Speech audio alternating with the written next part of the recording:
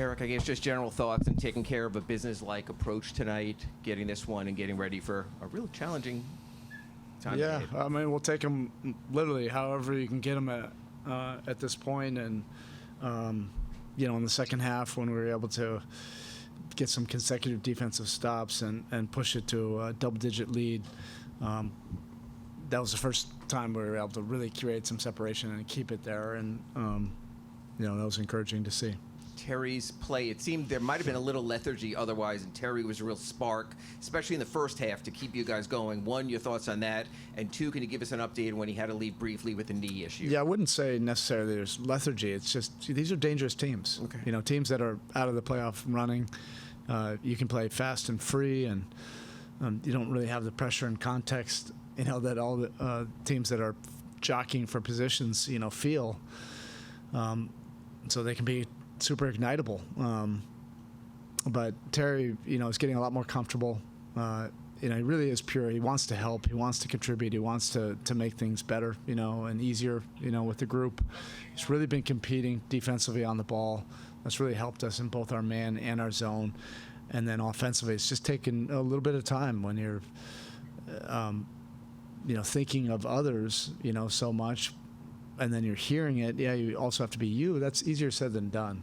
When you're coming into a team after midseason, but it's really been good to see him comfortable, and that's allowed him to be aggressive within the context of how we want to do things. Is the knee an issue going forward? He left in the third quarter. No, he just wanted to make sure that he was warmed up and everything was good, and he was cleared, and he said he'll be ready for Tuesday. Thoughts on Duncan coming back, and especially see those two go through at the start of the second half? Yeah, it was good for him to get his feet wet and get those game minutes. This is the thing that also, for people on the outside, you just don't understand. If you've been out for some time, even if it's just a little bit of time, you can do all the practicing, the workouts with coaches. It's not the same as an NBA game and rhythm.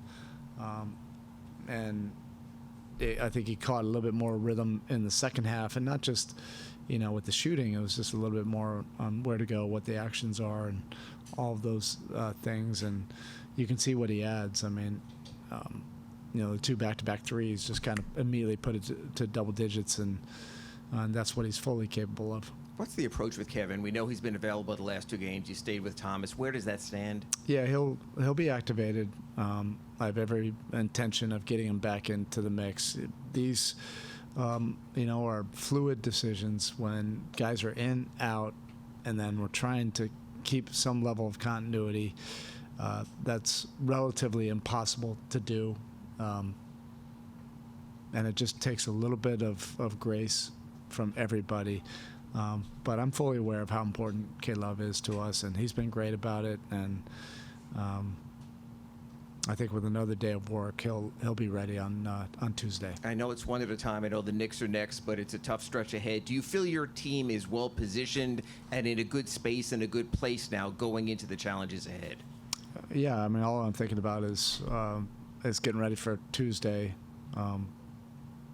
We love competition. We have a bunch of competitors in our locker room.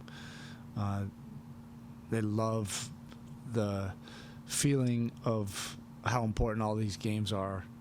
And that's the elation of when you get wins, but there's also the other side of it, the consequences when you lose. And when you really care about something, you have both realities. And so we understand we have to play well. We understand all the cliches that you have to take it one game at a time. You can't start getting ahead of yourself. There's only 8 games left.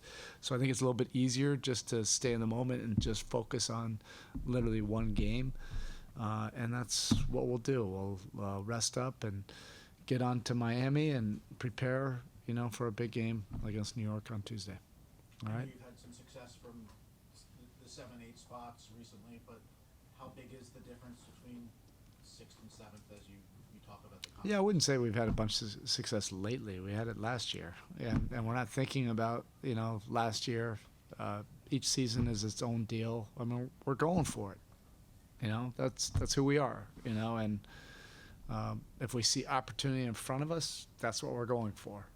And you know, these playoff races and positioning, they're competitive for all the teams, both conferences. I think there was a lot to be sorted out, you know, before we get to the end of the season, and it's only 8 games. But when you're looking at the standings and everybody's like kind of one game apart, like there's a lot to be sorted out.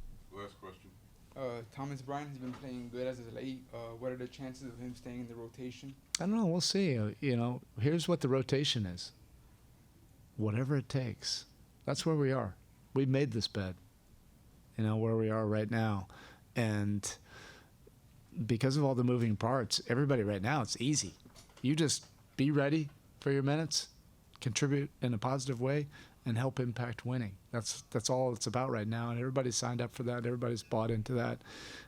It's really kind of simplified things, and you can kind of get to that point sometimes when you get toward the end. All right, thank you.